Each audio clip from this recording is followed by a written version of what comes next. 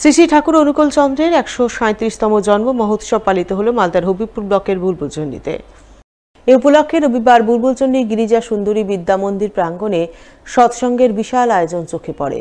উষা কীর্তনের মাধ্যমে শুরু হয় সৎসঙ্গের ধর্মীয় অনুষ্ঠান।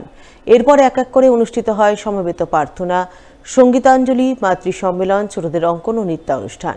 এছাড়া আগত ভক্তরা মিলে ঠাকুর অনুকূল চন্দ্রের বাণী ও জীবনাদর্শ নিয়ে আলোচনা করেন, ধর্মকথায় অংশ নেন।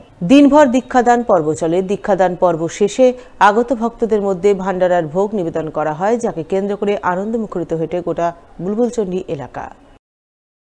শ্রী ঠাকুর অনুকূল চন্দ্রের শুভ ১৩৭তম জন্ম মহামহোৎসব উপলক্ষে আজকে বুলবুলচন্ডী জিএসবি স্কুলের মাঠে সারাদিন ব্যাপী সৎসঙ্গ অনুষ্ঠিত হলো এবং আজকে শ্রী ঠাকুরের নাম সংকীর্তন, মাতৃ সম্মেলন, বিভিন্ন শিশুদেরকে নিয়ে বসে আঁকো প্রতিযোগিতা, সাধারণ সভা তৎসহ যুগ সমস্যা সমাধানে শ্রী ঠাকুর অনুকূল চন্দ্রের দিব্য জীবন ও তার বাণী মানব জীবনে কিভাবে পরিত্রাণের পথ দেখাতে পারে সেই বিষয়ে আলোচনা চক্র চলছে এবং আমরা সমাজকে বিভিন্ন জায়গায় বার্তা দিচ্ছি কীভাবে শ্রী ঠাকুর অনুকূল চন্দ্র আজকের এই সমস্যাবহুল জীবনে তার পথ দেখাচ্ছেন।